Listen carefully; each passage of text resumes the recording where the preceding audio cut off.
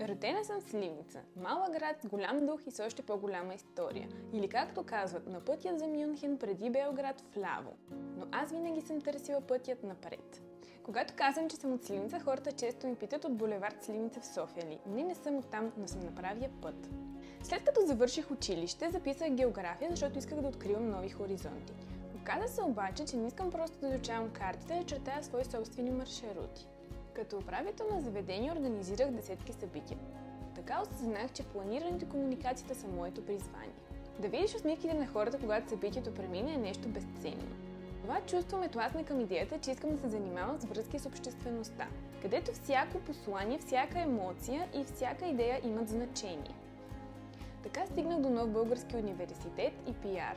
Тук намерих всичко, което съм търсила. От Сливница до София не просто вляво от магистралата, а право към мечтите ми. А ти, на къде води твоя път?